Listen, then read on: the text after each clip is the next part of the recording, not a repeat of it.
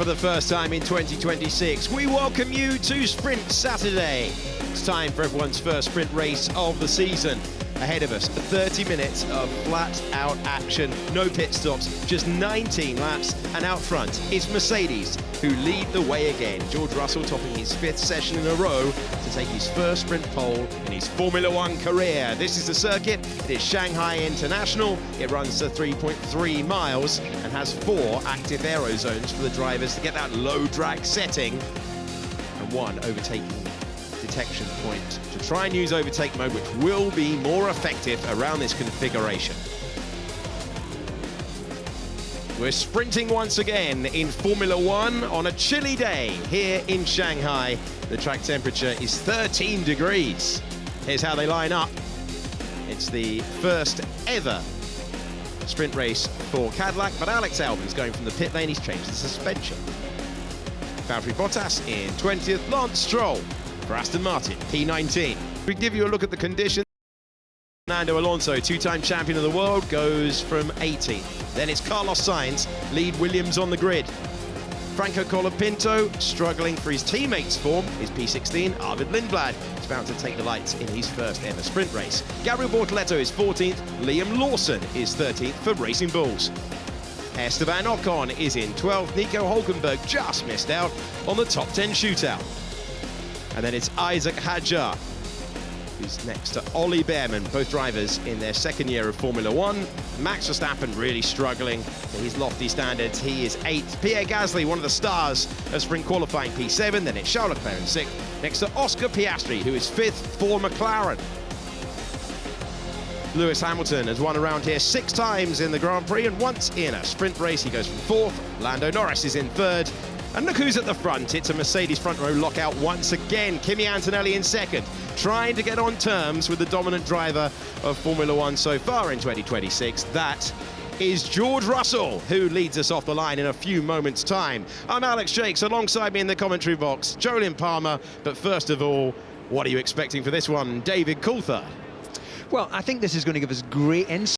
We're in this new world of Formula One. That I think Mercedes are very comfortably the quickest cars out front, so can anyone get in the mix in those early few laps and make it a bit more complicated for them? So I like Max Verstappen, Red Bull, to make a just best of the rest. And we've got the 2 McLarens on the left-hand side of the grid, the 2 Ferraris on the right, so that, for me, is really where the interest lies. You can see that pushback, as we saw the nice 4-way split of the top 4 there. The pushback from the McLaren and Ferrari crew, just to allow Norris, and Parc Fermé rules have been opened, so the rubber on their formation lap starts and grip up their grid boxes a little bit more to go and attack the Mercedes as we get the green flag. Interesting angle of attack for George Russell. Maybe 19 laps or even less than that with a pit stop earlier is a lot easier than 50. Once again, fantastic sound from our commentary box. There's an intra-team battle as well. Hamilton, Piastri, then Charles Leclerc, Gasly, Verstappen, Behrman and Hadjar, the top 10. It's actually a very slow pull away for the majority of the front-running cars. You can see there as we go on board with Piastri, of course, bit of contact was out at the entry to turn 1. So we saw something quite different in Melbourne, where George Russell, it was like, you know, an outlap from a pit stop. So are they strategically doing something different on what is a much longer racetrack? So many of the drivers, almost the whole field, started with depleted batteries in Melbourne, and that's because they did the aggressive start, you know, usual formation up they've done their entire lives. Here, they were dropping the clutch, they were finding some wheel spin, finding the limit of grip, but they weren't depleting the battery, and it's all part of the learning process. It starts from the drivers at the front. Everyone else then has to kind of keep up through the formation lap, but they've all got to be keeping an eye on the battery from the moment they drop the clutch to make sure that they can start with something to attack or defend with. This is the 25th Formula One sprint race. The format began in 2021. This is George Russell's first ever sprint pole. Yeah, it was almost like a skeleton car. Plenty of them, and he is the driver trying to get amongst the Mercedes.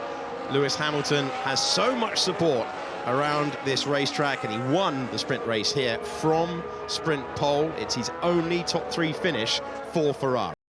I like the mindset, be first out. Cold as well, so Everyone keeping half an eye on the batteries on these formation laps. The drop the clutch but then wait. You can see the gap there between Antonelli and Norris. Everyone weaving, snaking down that back straight to get the fronts up to temperature but not take away anything from the battery. And having your battery but then having your tyres fired up for the start is going to be such a difficult balance. Yeah, and we've got Russell making his way on the start-finish grid already, and we've got Albon just getting into turn 11, which is going to launch him down onto the back straight. So it's ended up actually being a more spread out run to the actual grid start than would be normally the case. Medium tyres for nearly everyone in the field. Hadjar's gone for softs in 10th. They'll fire up a little bit quicker. There's a few further back on the hards, but the bulk of the contenders are on the mediums. They are not going to warm up that quickly. Qualifying, which goes back up to the driver on the hard tyre. Isaac Hadjar has gone for the grippier launch off the line on the soft. Your main contenders, only the top 8 score points in this sprint format. 8 points for victory. And if you head out first, you do tend to get 4, but it's medium tyres for all. The track temperature is incredibly low. It is very, very windy out there. Track temperature Grand Prix back in 2018 when he was 14 degrees. The wind is gusty. Remember what we saw with the Saubers last year when that caught them out. They were spinning on the opening lap. So the drivers still learning this and take the win. He still lining up, and a landmark for Cadillac. They are Formula One after a year. First sprint race, one driver of the 22 in the pit lane. That's Alex Albon. You can feel how long the hold is for Russell in the shade on the pole position. Okay, 21 on the grid. Green flag at the back. It waves and the revs will rise. It's from the high a week ago. And the first sprint of the season will be 5 lights away. We're underway and racing to turn number 1. Poor start, Kimi Antonelli's been left behind, swallowed by the field. George Russell with the lead. Lando Norris with second place. Lewis Hamilton looking to try and take that second place away. Going brave to the inside. Oscar Piastri wide in the background. Lewis Hamilton to second position. Antonelli fading. Norris is down to third. But he's decided.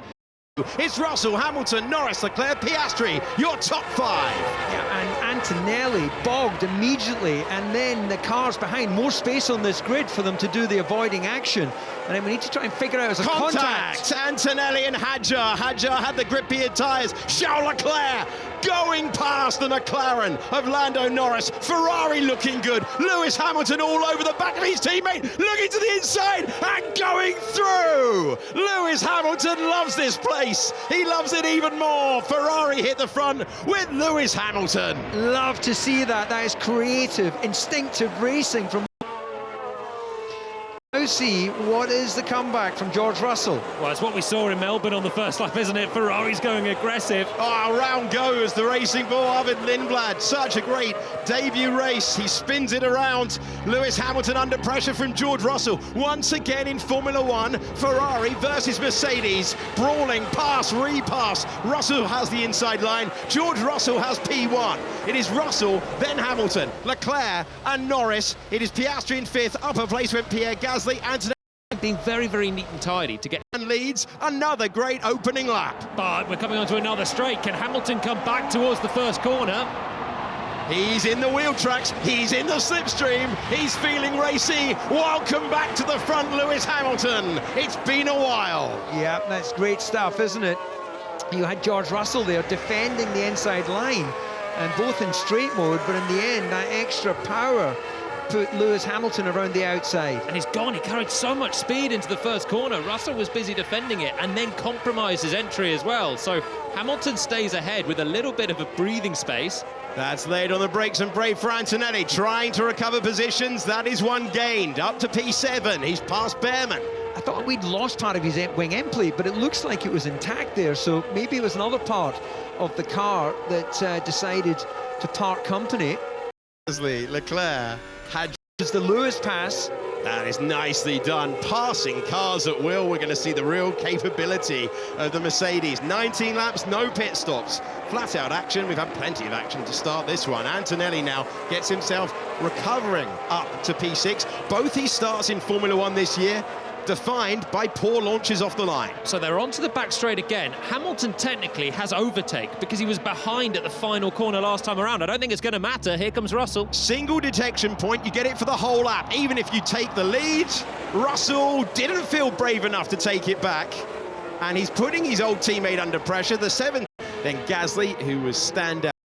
Battery state as we go through the 16th and final corner. Yeah, so Hamilton's got more to deploy because he's got overtake, so he's allowed to deploy the battery for longer. That's now switched to Russell for this lap, but he's completely depleted, so he's going to have to harvest something. All the while, you've got Leclerc coming into the fray, and here comes Leclerc. So Charles Leclerc all over the back of George Russell. Ferrari brawling right now, trying new tyres. Hülkenberg and Bortoleto behind our bench. Keep you updated for Max Verstappen, 4-time world champion, having a really tough weekend. Poor launch for him. He's down 6 places, trying to recover some. Currently P14. And all the while, Antonelli's trying to get back towards the fight as well. So I agree. I thought we'd lost a little bit of his front wing. If we did or if we didn't, it's not slowing him down right now as he's on the back of Piastri. Do you remember Charles Leclerc here last year? Lost a bit of the front wing, had a great attacking drive. Yeah, indeed. I think that was as an effect of when the end plate dropped, you actually picked up some front aero grip there. So it's one of those things that wasn't enough to get a penalty, but it was enough to give him performance. Right, are we going to see Russell now with that extra energy finding his way past Hamilton? But you can see how racy Leclerc's actions. Yeah, you're right. There's a defence here, then Leclerc's in a prime position to pick up and make this a Ferrari 1-2. Russell's attacking on the exit. Here we go.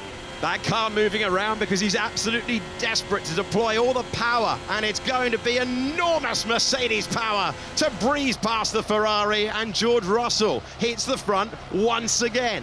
Yeah, you can really see how much that extra power, because that's not classic slipstream. Both the cars in a low drag mode in straight line, that was just pure horses. He's used more than he needed to there. He's absolutely flown past Lewis. He almost done as much as you can on the brake, so you kind of want to have it. Learning as they go, and here's Hamilton coming again. Hamilton doesn't have to think about 50-50s. He's fed up of hearing the gearbox, maybe a little bit, and he's going back to first place in the race. Beautiful, managed to slam the door shut at turn 2 as well, so you're sweeping through 1, carrying the speed. Russell thought about keeping a nose in, but can't. He's close again to 6. To the hairpin at 6. The block move from Hamilton, and no way through for George Russell. And this actually works for Hamilton. The more he keeps Russell busy, that allows Leclerc, who just feels like he's sitting back, just minding his energy, knowing where he can actually effect a pass, and it's not going to be in these high-speed turns. George Russell knows that this is his first ever chance in his Formula One career to win the World Championship. He can't afford to have the contact. Hamilton just desperate to get another win on the board for Ferrari. Never done it in the Grand Prix format for Ferrari. He's won the sprint here exactly 1 year ago. So he has overtake again because he was behind at the final corner, the detection point. And so overtake, it allows you more power, it allows you to read. He's being compared to Franco Colapinto.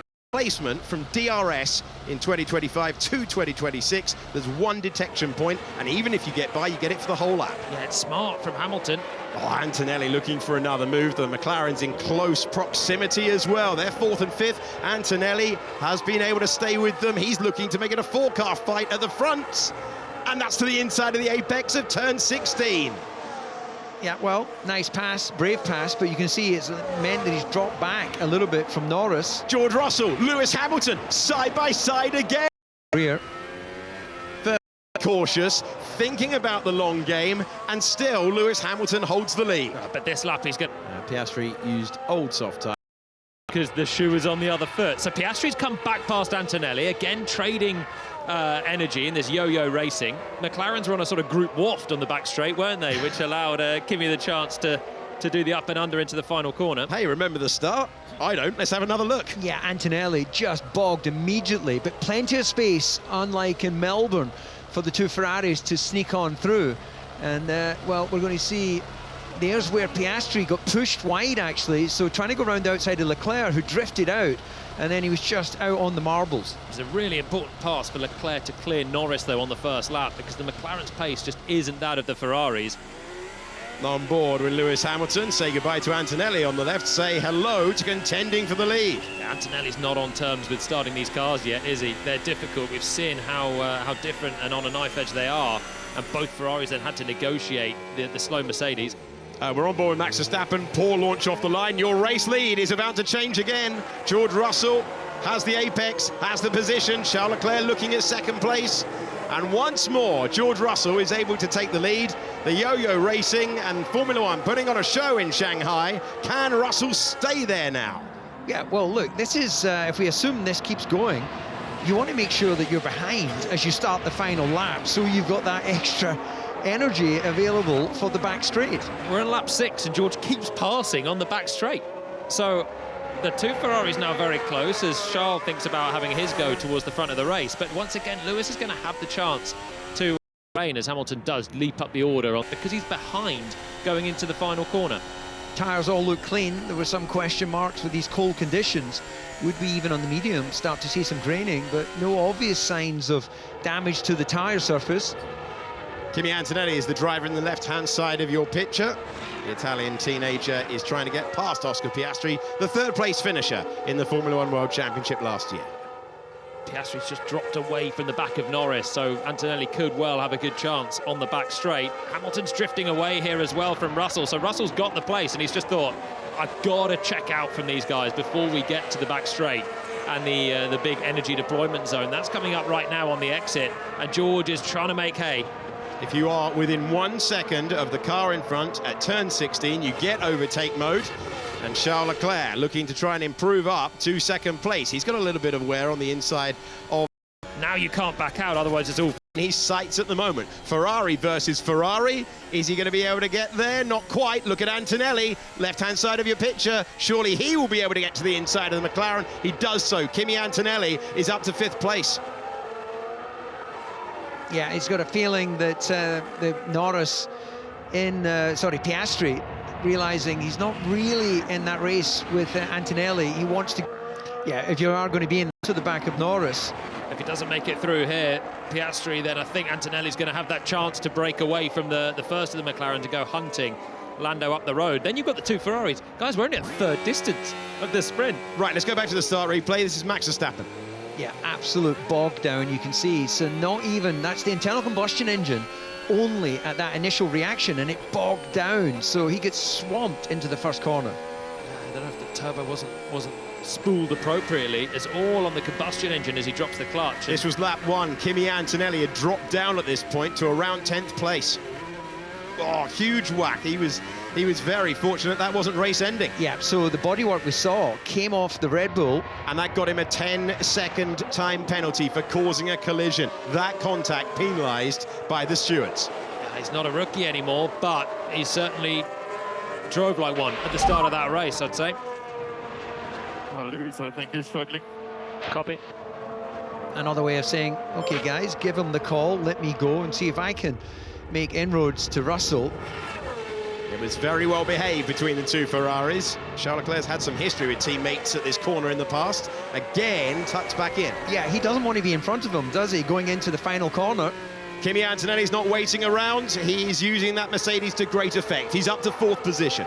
So he's got to put 10 seconds on these guys, though. Look, Berman's a long way away, so 7th place is already on the cards for Antonelli. Charles Leclerc going through to the inside, and it's now the man from Monaco up to 2nd place. Hamilton tries to hang it out around the outside. Charles Leclerc sees it coming and takes P2. Yeah, I think that Charles could have gone for the pass down into turn 14, but didn't want it. He wanted to use and get the benefit of being behind. Actually not too bad, the one that he's done so. Break now.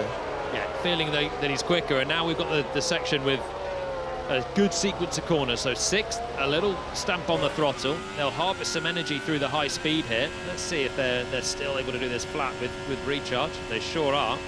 Oh no, little feather out there for Hamilton. With a potential issue. Cooks the clutch. Front left is not looking in great shape for Lewis Hamilton. All the fighting with Russell, having to push very, very hard through certain corners, particularly these long right-handers, means that you do stress the tyre. So can Leclerc stay clear of his teammate as they come down to this full throttle section? Wait for it, try and deploy the power, and now we go. And Hamilton is just starting to struggle, isn't he? Yeah, that tyre does not look in great shape for the 7-time world champion. George Russell leads the first sprint race. Time to overcook a clutch, I'd say. Who went side by side with him. Pass and repass in Melbourne is trying to get on terms. He's looking to get within there. By the way, Antonelli in clear air running half a second quicker than his teammate George Russell, to give you an idea of what Mercedes have got if they ran at full pelt, if you like. Yeah, but it's going to be let's say a practice for the Grand Prix for Antonelli, because once he gets that 10-second penalty applied, he's going to drop well down the order. Outside line, inside. 4 available to him on the circuit. This is his first run on soft tire. Hamilton, not much room for margin between the two Scarlet Ferraris. Oh, I just sensed there was going to be contact and a bit of bodywork there as they go at it, hammer and tongs. Well, they're allowed to race. Fred Vasseur imposing that rule. We've seen it in the past with Sainz and with Leclerc, seeing it with Hamilton. He doesn't care what condition his front left is in. He wants second place in the first sprint race of the season. Charles Leclerc still holding on to it for the moment. Well, it's a lot of fun to watch. A great show from those two through the first sector. How they didn't come to blows on the apex of turn 3, I don't know. Remember, they had contact at the start of the Grand Prix last year, and that was the damage for Leclerc. I should just apologise to Julian, because I instinctively started to sort of crouch behind him in the commentary box, because there's nothing worse than having contact with your teammate.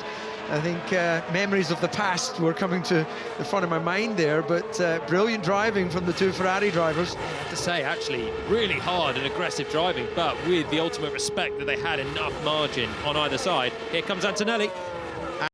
Good for Sainz. Of Lewis Hamilton, unable to get there. Liam Lawson started on the hard tyre, more durable tyre. Isaac Hadjar scoring the final point at the moment. He's braking nicely into rubber. Looks like it's expiring. Looks like Lawson's got a great opportunity. We're keeping you up to date with all of the battles. Charles Leclerc, for like comparison then. He can complain about turn 3, that's okay. Okay, well, early in the season, to see the racing instincts of drivers when they're in the car, they'll just say what they feel, which is awesome. And he's not feeling it for Lewis Hamilton. The ultimate respect line is rescinded. Maybe from one side and not the other. Kimi Antonelli biding his time. Sector 1 and 2, Lindblad looming over him. Currently down in 8th. Made a move on the Audi of Hulkenberg. So this is allowing Leclerc now to scamper off and get a bit of space to... so they could respond, and this could be... Antonelli has the 10-second penalty, but they'd be advised to find out from the radio. There's no point in Hamilton using more of his tyres fighting Antonelli, because Norris isn't a mile away behind. That's where I was going to go next. It's only 1.3, so any lap after lap scrap between these two could open the door for the world champion. Yeah, look, it's the basics, it's the ABC of how you run your Grand Prix. An engineer should let the driver know who you're fighting, and I'd be very surprised if the drivers around Antonelli are not aware of his penalty. Being told that they are aware that Antonelli has a 10-second time penalty for causing a collision with Isaac Hadjar on the opening lap after a bad start for Antonelli from the front row. Well, Hamilton still raced him incredibly hard into turn 1 then, didn't he? Putting him towards the white line and still trying to turn him with the pinch on the Mercedes. I mean, on the one hand, you say the penalty's harsh because Hadjar's still running, Antonelli's still running. The stewards sometimes are at pains to say it's not done on outcome, it's down on the aggression that caused the contact rather than the fact that anyone's out of the race. Antonelli with a full 10 seconds for it. And it's so easy to do what he did, isn't it, DC? When you have a bad start, you think, I'm in the fastest car, not again. And you try and make up for it, cold tyres at the start of the race, and you make matters worse immediately. Yeah, I think they're applying their new racing rules of was you significantly year has stepped back, and there's no question he was from behind, but there was space for his car to go, but it just closed, of course, as Hadjar had to then turn around a wide apex. It's George Russell by 4 seconds in the lead of the Shanghai sprint race. Lewis Hamilton is 1.4 back on Charles Leclerc. Kimi Antonelli is the driver you are staring at, currently in 4th position, but with a Norris in P6. The McLarens, Liam Lawson is the next car. 7th place for him on the hard tyre, and the right tyre call. Emmett, Gasly, Lindblad, half an hour long, but Racing Bulls have got that one right. Looking like he can score some points again on the back of Lindblad's decent haul. 8th place of 4 points in Melbourne. So Lawson, he really needs a result here as Antonelli sweeps to the inside. Kimi Antonelli to third position, undoing the difficult start earlier on, and he's able to take the place. So he not waiting around, not worrying about the detection point, just wants the clear air, and he's up to third position in the sprint. Hamilton could frustrate him back down towards turn one. I don't think he's going to. I don't know if he's quite close enough or got more energy. So Lewis now slots in behind Kimi. Left-hand side of your screen, Pierre Gasly, Isaac Hadjar, switchback attempt for Gasly. Not a lot of grip out there. It's a low track temperature. Carlos Sainz, 2004. Max Verstappen. So it's just got past Esteban Ocon. He is up to 11th position, and it's still Hadjar ahead of Gasly. Both drivers out of the points, but they're only 1.4 seconds away. Arvid Lindblad had a spin on the opening lap. Very, very likely he was tagged round by another driver. Not sure we've resolved that, but he's been told to box and retire the car. He's coming back to the pits. Yeah, Hadjar under pressure now from Gasly, just 0.2 behind that offsetting tyres. And then just look. Thank you. Bull, we see Max has got himself up into 11th, but just not making progress, the likes of which we've seen. Certainly in Melbourne, he was able to size his way through, but they are locked in to the performance for this race. So he's just cleared Bortoletto and Ocon on the last lap, having had that awful start. So he is slowly getting there. Hadjar's just falling. Okay, let's get some more analysis. To get a point out of this race, but they're a long way away, just in terms of car balance and finding the right window with it. Out. From that was that the bottom six would be 1-2 statistic going. They had it in qualifying, they had it in the Grand Prix, they had it in sprint qualifying. Will they have it in the sprint race as we go on to lap 13 of 19? So Antonelli with a 10-second penalty. If he takes that right now, 2 new softs of the Q. 5 seconds away from Oscar Piastri. He needs to clear Leclerc here as quickly as possible, and then hope that the others fall into trouble and that Mercedes have got anything more up their sleeve to build the gap. Leclerc cut more of the inside curb there. Close to that cutoff, but they're all playing. The reaction from the car, low speed, low downforce, and kind of jumped off the edge of the curb. It was too much, wasn't it? You're sitting so low, as you're turning there, the curb just drops away, and it's easy to actually do that. Valtteri Bottas. I don't know if you heard him at home, but I didn't hear him in the commentary box. Either way, he's going to retire the car. Left-hand side of your screen, Max. Either of taking one. Hadjar, with Hadjar's car being hit, and that's soft tyre coming to a halt. He's going to get through, locks up. Can he hang on to it? Max Verstappen deep off the road trying to pass. First turn of the racetrack, Hülkenberg has come to a halt, and Hadjar is back up to 11th as we get the yellow flag. It's only a yellow flag right now, and Ocon is the next car ahead. Verstappen is up to 11th. Yeah, saw that out of the commentary box coming through turn 7. Lovely place to watch the race. All happening very, very close. It's only a yellow flag. It's not being waved here. Kimi Antonelli on track, gets by at the exact moment the safety car is the coin at Williams. Bad news is field's going to bunch together. Yeah, bad news is there goes your points from the race. That's could have been a virtual. It's a full. McLaren have crawled into the pit lane. Mercedes have as well. Ferrari are out. And in they all come. So battle of the pit stops. And we see Mercedes, well, slick work straight away on their car as Antonelli now comes in. So not having double stack. So they're going to have to wait for 10 seconds before they service the car. Double stack for Ferrari. Yeah, McLaren didn't have to double stack. Hamilton's out behind Lando Norris, so everyone wants the fresh tyres. The whole field's going to be bunched. Antonelli's lost loads of places too. So Lando Norris past Lewis Hamilton. Kimi Antonelli out ahead of Oscar Piastri. So they didn't feel that they could last on the worn tyres. Antonelli served this penalty. Yeah, so Antonelli served the 10-second penalty, and Antonelli is in 7th place. The defined positions are defined by the safety car line at the exit of the pit lane. So if it's close, race control will be able to go back and see whether Piastri was ahead of Gasly, for example, like we saw on the exit of the pit lane. Red Bull are in. So we wouldn't normally expect pit stops in a sprint race, but the fact that they can has given Antonelli a good shot here to get a better haul of points, ironically. Yeah, this isn't mandatory at all, like the Grand Prix. This is entirely for performance. You could just stay out if you like we've seen for so many in the past. Okay, Lawson stayed out. He's on the hard tyres. Behrman's just rolled Aston Martin were... Who finds himself in 7th place, and the need to change rubber has meant that Antonelli, having served that 10-second penalty, could score points when it looked like the intervention of the safety car was going to drop him down the order. Trying to figure out what happened with Red Bull there, because they've actually, relative to those... Green light at the end of the pit lane. This is Max Verstappen. Oh, that was going past 2 cars in one corner. Then they fought back at 6. This is the lock-up for Verstappen, went off the road. Esteban Ocon, Isaac Hadjar, wheel-to-wheel further back. And I'll tell you, that battle went on to the next corner where Verstappen then swept around his teammate, which was very important because they double-stacked at Red Bull. So the reason they've fallen back is because they've pitted and the rest of the midfield didn't. Look at this. In sprint qualifying yesterday, so... At home now, sweeping by and taking the place. Max Verstappen. So Hulkenberg is finally clear. The safety car is out because we have a recovery vehicle on the circuit. And it's George Russell, Charles Leclerc, Lando Norris, Lewis Hamilton. Liam Lawson is up 8 positions from where he started the sprint. To give themselves a fair crack.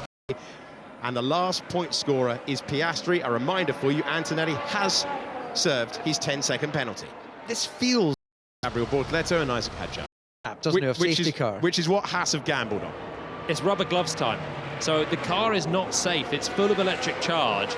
And so it's taking a lot longer for the marshals, firstly, to approach the car, secondly, to then clear it. And we've seen this a few times with general stoppages, but it's not the first time the Audis had issues as well. Hulkenberg, remember, didn't even start the Grand Prix. And so we are seeing quite a few times now where, you know, what looks to be a car that you can just push behind the barriers takes way longer to clear. OK, this was Mercedes with... lap instead. Reasonable. It was a kind of offset there, wasn't it, between front jack down, rear jack down, and then no touching of the car. But your shots at calling the referee to give a penalty. It feels like an eternity when you're sitting there. Yeah, it seemed like it when it was a really busy pit lane as well. So he will have seen the cars that he's just overtaken take their pit stops and come out ahead. But he's on a lap that doesn't really count. You wouldn't expect that. Although we did see. He's kept one position there, did Antonelli. Drops down to 7th, behind Behrman and behind Lawson. But assuming we get racing again, literally with one lap, they will just pick those guys off on a fresh soft. Yeah, Lawson and Behrman have gambled on a long safety car and decided not to come in, take the track position, potentially take the benefit of the points. Behrman's on a very, very old medium, and Lawson has had a great sprint race, making use of an inspired call to go from 13th, currently 5th on the road. Yeah, you can see there all the people that have pitted. So the midfielders basically didn't have the confidence that they could go to the back of the field. The timing. It was interesting. Not somewhere near the front. So they've had to just take the track position. Red Bull have done the opposite, and Verstappen's got a lot of overtaking that he can do. Well, this, again, feels quite slow, so... On the exit of the final... Avoiding action for Carlos Sainz, we saw this from the trackside pictures. Alert and needed to be. Great time, considering that for Isaac. He's about to crash in my back all the time, that guy. Understood. And a double yellow as well. Okay, well, calling the referee on that one. But let's just, when we get to a restart, look how painfully slow they are moving. She goes behind both, as McLaren do not have the... All start presumably with full deployment available. They'll wait and get the battery as they've got a chance to recharge on any given lap, but especially probably now you're looking at the race going on the next lap, so everyone's got to be thinking about making sure the batteries are brimmed as they cross the line. They will then have 100 last year 19.5. 3 racing laps if it comes in this time around. I think Sainz must have been looking at the wheel there. That was very odd how close he was to drilling the back of Ocon. Drivers having to do so much and often responding to instruction from their engineer. The safety car is ending. So if you stayed out looking for big points like Lawson and Behrman did, that gamble does not look like it's going to be rewarded. What happened in the last corner was that wheel spin, the problem with the gearbox. Looking into it. So, clearly some anomalies in the way that when he's accelerating, exactly what's happening. But just to close the loop on that Sainz issue there, you only need to be within 10 car lengths in distance from the car in front when you're behind the safety car, so you don't need to be on the gearbox like that. I think it might be because everyone was pitting, so he wants to be as close to the car ahead on the pit lane exit, so if anyone emerges, there's not a nice big space between himself and Ocon that you might have someone just cruising out of the pits and taking. So that is the one point on the circuit where you actually do want to close the gap, and Ocon was very aware of what he was doing behind. Yeah, white line across the racetrack is how they decide if a car is peeling out of the pit lane or the car is on the main racetrack. Right, Bernd Mailander, who celebrated 500 races in Australia as the safety car driver. That is some shift, isn't it? He has pulled back to the pits. George Russell, Charles Leclerc, Lando Norris, Lewis Hamilton, the contenders at the front. Liam Lawson will be looking in his mirrors and hoping that Oliver Behrman struggles even more. And look at Charles earlier on to get into Q2. Going back to full racing conditions, and that has restricted the pace of Norris and Hamilton behind. The green flag flies once again, and the gap across the line is 9/10 of a second. Russell, Leclerc, then Norris and Hamilton. And you can see that it's Liam Lawson putting the pressure on Hamilton at the start. No change in the top 5. Yeah, and a few others seem to be caught out that as well. Piastri dropped a big gap to Behrman in front, so not a straightforward launch out of that safety car. You'd have thought the soft tyres should fire up pretty quickly, but actually those that have already run 16 laps seem to be able to keep temperature in the... really start firing up, they'll become very, very vulnerable to those behind. The never-ending story of Gasly versus Ocon continues in the battle for 9th position. Kimi Antonelli was passed by Oscar Piastri on the restart lap. Max Verstappen got past Fernando Alonso. He's up to 13th. Colapinto now gets past Alonso. He is up to 14th. I think it's the age-old story as Piastri pulls the Hamilton move in towards turn 9 there. The age-old story of making sure your battery's high at the cost of tyre temperature, basically. Piastri up to 6th position. Behrman's going to struggle to score a point here because he is on old medium tyres. Antonelli having to wait. There's only 2 laps to go, though, after this. I mean, there's not a huge amount of opportunity for the likes of Verstappen to sigh through and take 5 more places. Antonelli with those fresher tyres, be able to run that narrower line. Piastri has a chance on Liam Lawson for 5th position. It's Russell, then Leclerc, then Norris, then Hamilton, and now it's Oscar Piastri who moves up to 5th position. And Antonelli claims that Piastri has overtaken him before the start-finish line. If that's the case, that's going to be a penalty, and that would cost him points. That may well explain. It does feel early. The line, if Piastri realised, he would have backed out of it. On board, Lewis Hamilton trying to go back up to 3rd. Of course, that you're starting a lap. Position. He's 3rd in the race. Yeah, nice pass there. Committed into the first corner. Piastri did overtake him, didn't he? He was ahead coming out of the final turn. So I don't know if Antonelli had a massive slide, lost it, a spin or a breakdown. You are allowed to go, so if he's gone off the road, you're allowed to go, but McLaren is needlessly under pressure. Kimi Antonelli has the inside line. Kimi Antonelli has 6th position. What an eventful race for him. And it's only 19 laps in length. Yeah, that is an understatement, isn't it? This has given us so much. 0.8 of a second for the outright win here. Ferraris are on this one. George Russell has the active aero in one of 4 straight zones. Go. And we still have hope for Piastri now to be told to give back the place nearly 2 laps after he took it. Yeah, that's something sort of fundamentally against the rules. Yeah, well, that may be slightly delayed, the information we're getting there, but what would be great is to get a replay of that restart to understand exactly how he found himself in front of Antonelli, who we're going to assume will get his place back now. So Piastri checks the mirrors, he'll wave the Italian through, check a look at the gap for Charles Leclerc. So Kimi Antonelli back up to P5. Did Charles Leclerc stay within a second? Does he get overtake mode on the last lap? I think he will. Ocon on Gasly. Great move for him. It's not for points, but it allows Verstappen to get up to 10th. Ocon is in 9th. Still we continue on. And we're on the final tour of the sprint race. Ocon's doing a great job for Behrman, who's up the road in that final points position. So Ocon holding Verstappen back will really be... he's done there into turn 1. He was. Helping his teammate out for a long time. So Behrman's on the back of Lawson, trying to pick up a point there, but they're all going to be under pressure for Max, trying to make the most of that new soft on the final tour. It's 1.1 seconds. George Russell trying to check out and take just a second career sprint victory. Here he is, the British driver at the head of the field, trying to make it 2 from 2. I'll break at 95. Charles Leclerc in second, has the fastest lap in the 19 that we've run so far. Then Hamilton, Norris, Piastri, overtaken by Antonelli, asked to move aside. Underside of the car, scraping. Can Verstappen catch Behrman and score the final point?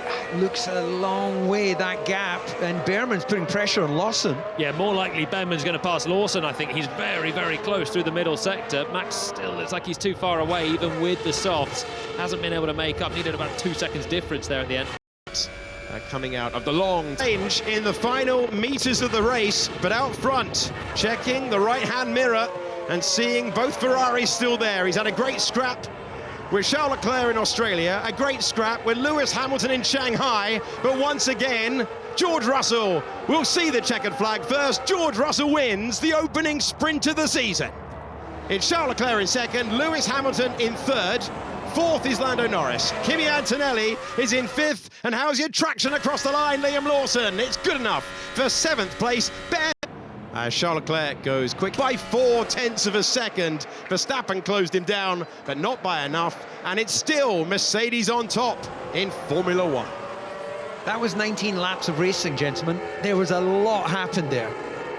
Breathless, wasn't it? You know what? Leclerc was really quick at the end on a new soft as well. Don't know if Russell was managing, you know, he knew he only had 3 laps to do, but Leclerc set the fastest lap, managed to get within a second and finish 0.6 down. So in race trim, the Ferraris are closer, but still Russell remains unbeaten. Giving them great insight for tomorrow, and also what they can afford to adjust going into quali. Great job, mate. Excellent work today. Good job. Nice in the beginning. Lewis did a very good job in those early laps. Fair play. Yeah, Ethan looked like he had the tyres well under control. Straight into pundit mode, George Russell. I really enjoyed how Hamilton was racing there. I'm enjoying Ferrari basically just coming out swinging. Will they be able to pick off and then every lap for the next 10 in Melbourne? And here Hamilton outside of 8 into 9 thinking, stuff it, I'll take the race lead and then try and come past me. And it is not easy for even the Mercedes with the best car to do that. So pundit George Russell is aware of the threat. Yeah, and I think also there's an element of trying to keep the... Yeah, so pick your favourite stat. He had to work for it, but it was still a comfortable win in the end. And what we've now had is the old show and tell of what we can expect in the Grand Prix, where you don't want to be ahead going into the final corner. A lot of debris on the back straight, so there was a skirmish all the way to the end. And the car's recovering back to the pit lane. Top 3 we'll hear from in a few moments' time. Second place driver, Charles Leclerc, entertaining battle with his teammate in that race. Well done, it's a good race. Yeah, pace was strong. It's a shame there was a bit more fighting there. But I'll have hoped. With his teammate Charles Leclerc talking about it, and that's where he remains in P. Leclerc then was a bit quicker than Lewis when he then made the pass, but lost a lot of time fighting with his teammate. But still second and third for Ferrari, very good haul of points. And Antonelli here is the driver that's going to be frustrated. Actually, fifth is as good as he could have hoped for. That was going to be sixth before the safety car. But Lando Norris was asked sort of 2/3 of the way through last year what was his regret, and he said the China sprint, where he just had a random run to 7th and lost a load of points.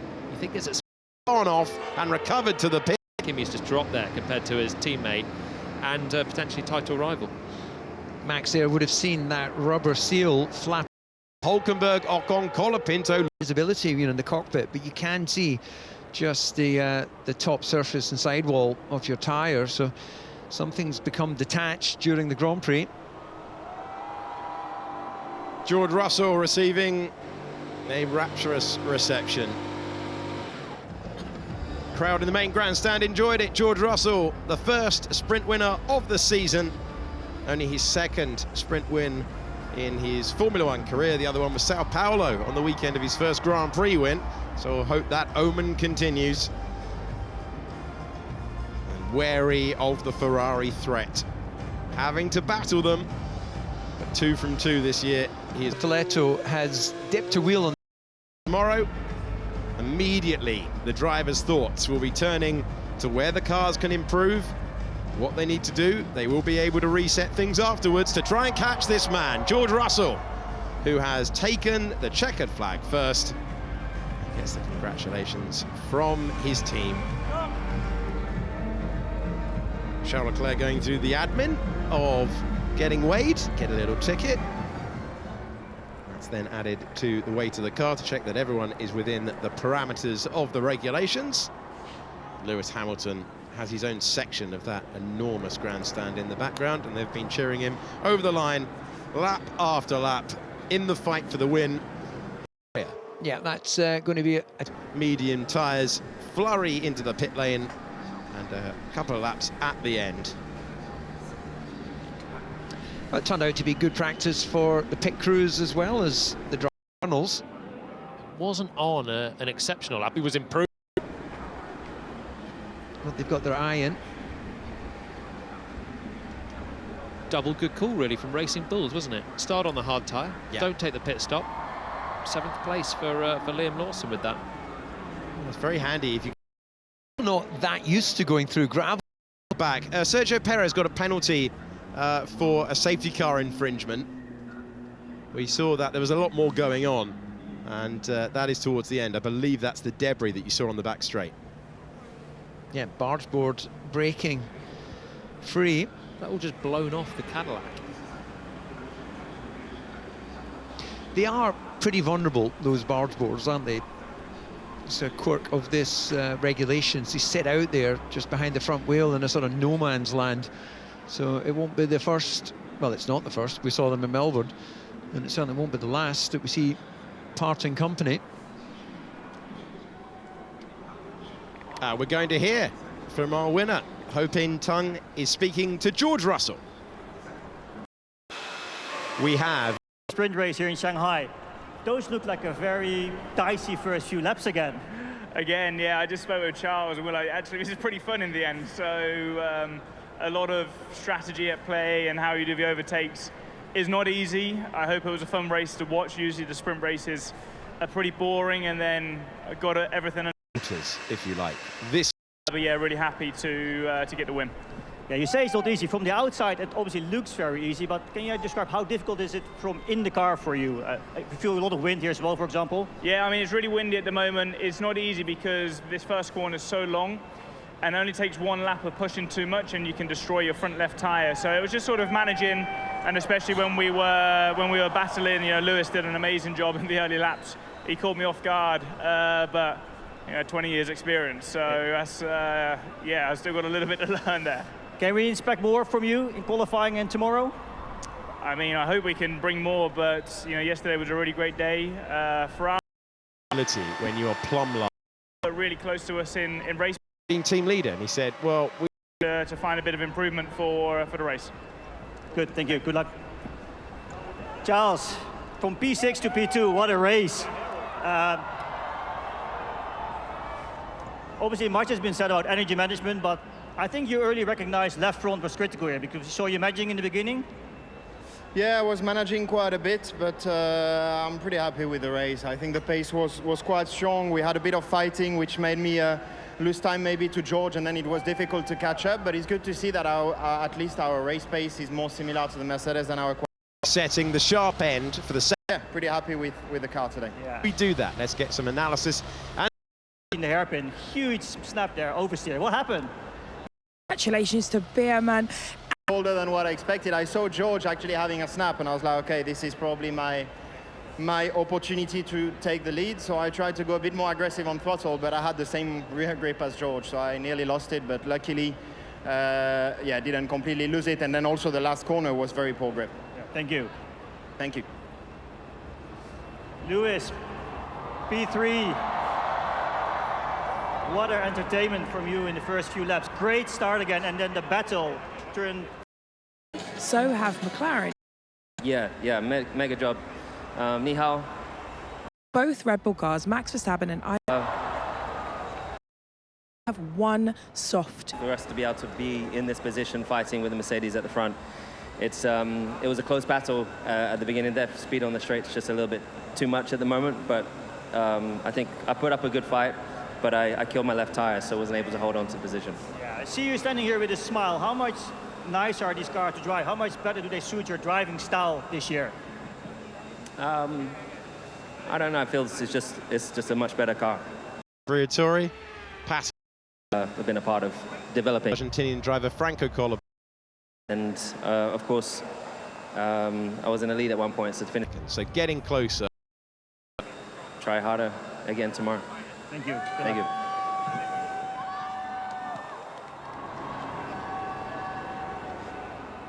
Hope in tongue. In conversation with George Russell, Charles Leclerc and Lewis Hamilton, our top 3 finishers in the Shanghai sprint race. One of 6 that will run this year, and plenty of pass and repass action all the way through. So intense stuff. Come out of Parc Fermé, then go into fight on our hands with Ferrari. Similar to Melbourne, today was a real scrap at the beginning, so I hope that continues into tomorrow. Right, thank you. Thank you so much. Xie. I didn't know we were getting an extra question there. Bonus question. Sorry if I talked over. reviews from Drive to Survive have gone. The moment where George Russell took the checkered flag, 2 wins from 2. The expectation set, the reaction, the polite applause, rather than bouncing around the garage for a team that was used to dominating and then found themselves adrift in the ground effect era. Sporadic wins, 2 wins last year, and 9 podiums represented George Russell's best ever Formula One year. You get the feeling he's going to improve upon that in 2026.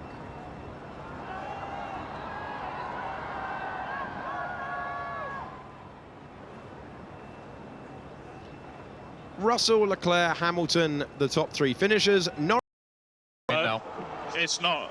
The remaining point scorers. And will next be racing for half an hour with the shorter format in Miami. Looking forward to that one later in the season. Let's get you a full classification of the 19-lap contest that went all the way to the end and was decided by 0.6 of a second. George Russell was the winner. He was chased home by the Ferraris. Charles Leclerc in second, Lewis Hamilton saying that if he can reset to start impressive for him compared to last year. Norris in 4th, ahead of Antonelli in 5th. Then it was Piastri, and George Russell has got a fix to go on the hard tyres. He was in 7th. Oliver Behrman, the last point scorer.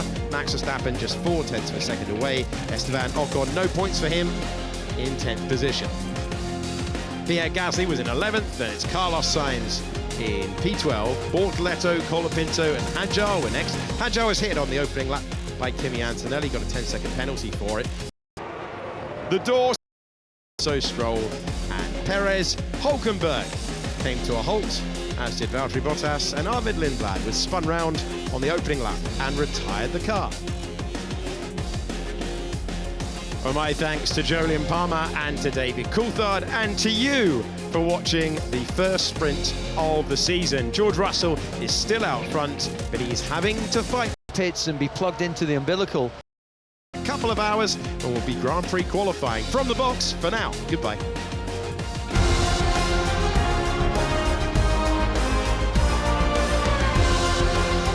Kimi Antonelli.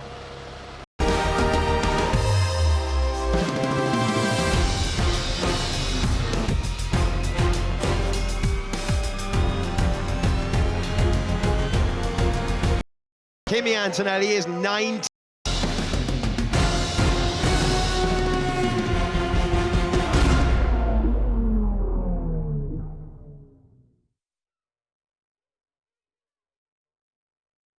Career.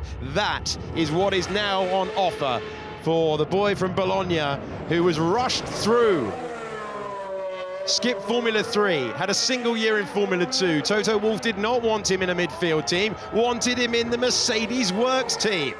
And can he now carry the team's colours to the front? The time to beat for everyone out there is a 1:32.322. If they can't, Antonelli rewrites the record books over to Ferrari. And they've looked much better this weekend compared to last. They were scrapping for sprint victory earlier on, and it's Charles Leclerc across the line. He's 0.3 of a second away. The gap, the Q3 gap, reappears. What about Lewis Hamilton? Magic around this track in the past, and he is 0.6 of a second away. The top three all setting that time on new Pirelli tyres. Can George Russell get out, or will it be Antonelli's day in the sun? Now, Russell's just making his way into the pit lane. His team out there ready to pull him back into the garage. There will be enough time, assuming this is an electronic reset. The only other thing that could explain not being able to shift gears, of course, is a hydraulic issue. Lewis Hamilton fighting his teammate. He's having lively moments all weekend long. We go through 9 and 10, he's swapping all over the place. Yeah, we saw that earlier in this session, but it came, let's say, there. He went into the oversteer moment. That was on power. He's corrected, taken him out onto the curb, picked up some dust, kept his foot in, and there's further movement. And then when he's braked down into 10, it was tidy there for Leclerc. You can see him fighting the wheel of acceleration. That is the sound of a turbocharged engine of Pierre Gasly.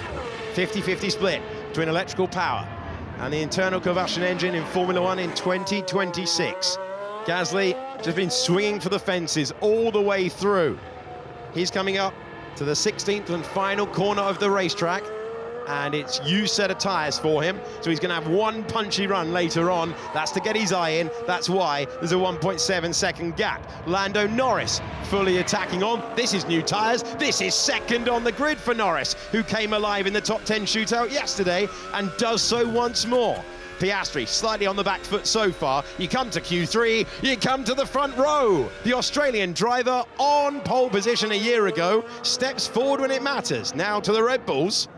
Can Hadjar get up there? 6th position, and Max Verstappen is over the line. He goes ahead of his teammate, and it's Kimi Antonelli with a 2/10 buffer. Oscar Piastri ahead of his McLaren teammate. We will get to George Russell in a moment. It's Ferrari, Red Bull, old tyres for Behrman and Gasly, and there's no time on the board for the man who's topped every single session for 7 days in Formula One.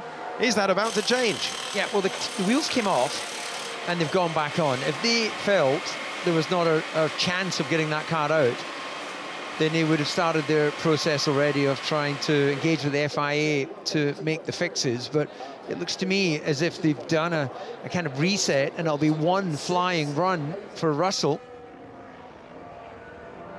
Oscar Piastri, a reminder for you of what we've been telling you earlier in the session. This is where he began his run of pole positions, all taken last season. His 3rd year of Formula One last year. He took 6 of them whilst battling for the title. He eventually finished 13 points back in a 3-way fight that went all the way to the last lap of the last race. It wasn't certain until Lando Norris came over the line in P3. So what car does George Russell have underneath him? In pre-season testing, there were a couple of mechanical gremlins for Mercedes. They looked very, very strong in Melbourne. George Russell taking victory earlier today in the sprint race. But the main event is the Grand Prix. That's what we're setting the grid for, and there's still work going on. Yeah, look, those are the short stands they're thinking about putting underneath that car. That isn't a good sign, but that said, the blankets have been taken off. There's clear, fervent chatter you can hear and see. That's the umbilical cord, the connection from the car back to all of the main frame systems. So Russell has made Q3, so it would be 10th on the grid. Steering wheel change now as they seek to find an answer. This seems like, let's try everything, let's throw everything at it. So the electronics on the steering wheel sometimes can have a different impression. Very expensive, those steering wheels, by the way. It's not a cheap spare to throw at the car. No, not at all, but just actually reflecting, you could hear the engine running, and I think that was very much a case of they were trying to engage a gear whilst on the short stands. Well, Russell will go into a one-time lap situation. He will stick to the sequence, but will he have a car underneath him to attack? We will see whether Oliver Bearman can hang on to P8. Gasly did not have a new set of tyres. He will get that, we believe, for the end. Well, that's reassuring for both Haas and Alpine that once again, like we saw yesterday, Bearman and Gasly being in the hunt for that top 10, not looking based on that they're fighting the Red Bulls, but they're certainly fighting each other. Lando Norris emerges from the pit lane. We're looking outside the commentary box window to see whether George Russell will take to the racetrack. Others forming up in the queue, slowly trailing out onto the circuit. Antonelli has gone, Russell has not. 4 minutes to go. There's Marcus Dudley, he's race engineer. Here are the Ferraris. That didn't look like a face of someone that felt they'd solved the problem. We're looking directly down into the Mercedes garage from our commentary box as all of the other cars go out to start their prep laps. No movement from Russell's Mercedes. Ticking down. The team continuing to look at the side of the car as you look at Max Verstappen taking to the circuit, currently in 6th position, a second away from Antonelli's benchmark. Antonelli will know that 2/10 puts him close, but not certain. Piastri, 6 pole positions in Formula One. Lando Norris knows how to get there as well, 16 times. He's been at the front, and still Russell remains in the garage. Antonelli going early, so you can see there his personal best, couple of front rows, including last week, and he hopes to repeat it once again. This is his best chance. Still not seeing any movement in that Mercedes garage or Russell.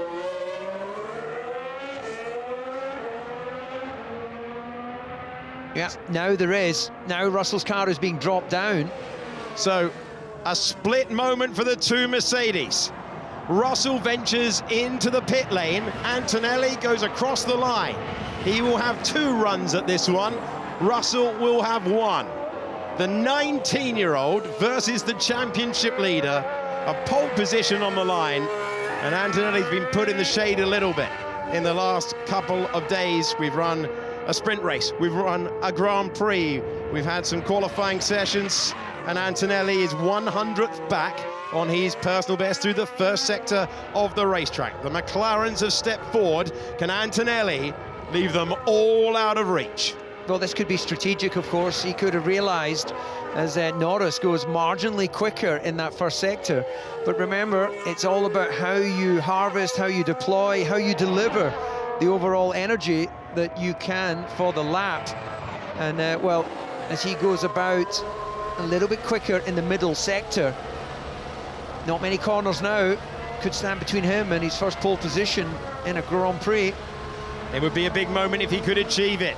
Norris is not far away. Antonelli looking for a clean lap. Norris looking for a great lap. It would have to be something sensational for McLaren or Ferrari to deny Mercedes, but Russell is on an outlap. Antonelli is hoping to seal some history now. A little correction of the steering wheel. He said he got a bit emotional sometimes when he was in the fight at the front last year. This is his 2nd season in Formula One. Kimi Antonelli to the line, and Antonelli takes it further away. Is that the lap to become the youngest ever Grand Prix pole position holder? Norris will have something to say about it. Antonelli holds the fastest time with 30 seconds to go. Norris comes across the line. He can't improve his position. He can't climb to the front row. What about Charles Leclerc? 27 pole positions in Formula One. It won't be pole position this time, but it is a front row. Lewis Hamilton tries to fight back. Across the line we go. He climbs to the front row, to the joy of the crowd. And now Gasly on new tyres, pushing on. Gasly gets ahead of the Red Bull pair with another fine lap in a weekend that's been full of them. Bearman now gets up to 7th. You've got the Red Bulls, they're pushing on. And George Russell is at the bottom of your picture. Can he do anything to displace his teammate A car that was ailing at the start of Q3. Over the line with Isaac Hadjar. He gets ahead of Behrman. He would have expected that. The checkered flag is waving. Next up is Max Verstappen, who's into 7th. Can Russell find purple sectors when it matters? We're going to get an answer. He's got to find a 10th of a second, or it's history for Antonelli. Yeah, he was a little bit wide coming out of the throttle application of 12 into 13. Has he saved enough energy to win it back on the straight? The hairpin of 14 is ahead. Then 15 is an easy squirt on the throttle. A left-hander of 16 is the difference. Russell trying to knock Lewis Hamilton off the front row, trying to take back-to-back pole positions in Formula One, unleashing all of the power. Here comes the question. Is it history for Antonelli, or is it a comeback for George Russell? Across the line, he's missed out. He's missed out. And the youngest ever driver to take a Formula One Grand Prix pole is Kimi Antonelli at 19 years of age. He takes the record from Sebastian Vettel. There is the history boy. Antonelli does it. Russell climbs back to the front row. It's Hamilton in 3rd, Leclerc in 4th, Piastri in 5th, and Norris in 6th. But the youngest Grand Prix pole sitter in F1 history. That's a pole position, mate. Yeah, let's go, man. Woo. Well, he may be the youngest ever pole sitter, but he's taken it in his stride. I think I would have gone up a couple of octaves on that woo. Wow, what a story for Antonelli, who has taken pole at 19 years of age, and he will start his 26th Grand Prix from the very front.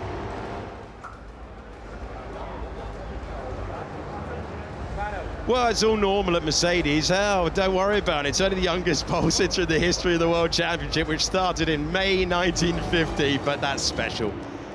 Toto Wolff utterly vindicated by that. Rushed Antonelli through the formula. Sprint pole last year, Grand Prix pole this. Yeah, can't take it away from him.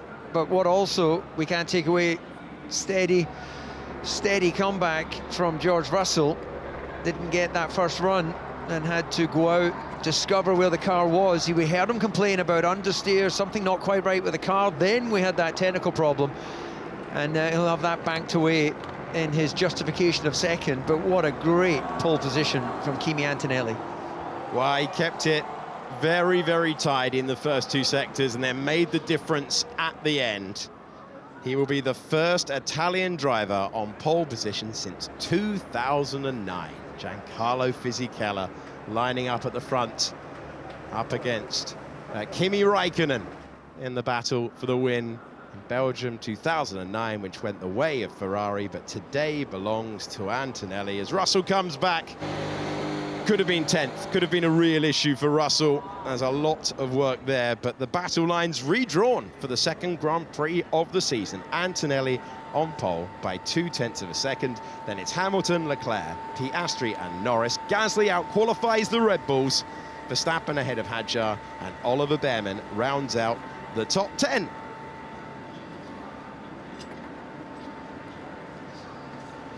Kimi Antonelli has rewritten the record books. He's a 19-year-old pole position holder in Formula One. No one has ever done that before. He takes the record from Sebastian Vettel, set at Monza 2008, and becomes the first Italian on pole position in Formula One for a Grand Prix since Giancarlo Fisichella in 2009. Oscar Piastri out-qualified his teammate Lando Norris. He will start 5th on the grid tomorrow. And then we have Charles Leclerc ahead of him, Lewis Hamilton ahead of him, and the Mercedes front row lockout. You just look at the result, you're like, oh, Antonelli beat Russell, but Russell had 1 attempt, Antonelli had 2, and Russell in the end finding a lap good enough for a 1:32.286. Pivotal for him that they got him back out. Be fascinating to hear from Russell what sort of condition that car was in, but Antonelli doing the job when it mattered. Gave himself a great foundation with that first lap and improved it on. And let's now hear from the driver who's taken his first pole position, talking to Jolyon Palmer.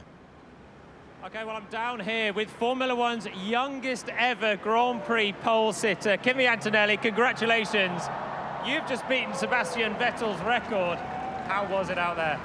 Yeah, it was a pretty clean session. So, you know, really happy. Of course, unfortunately, George had an issue in Q3, so it would have been cool to see him with 2 sets. But yeah, I think was a really good session. Clean one, no mistake, and looking forward to the race tomorrow. And how could you keep it calm? Were you aware of what was happening on George's car, or were you just so focused on yourself there? Well, I saw he had the issue, but I just tried to keep my focus, to stay calm, and try to deliver a good lap, and which was at the end.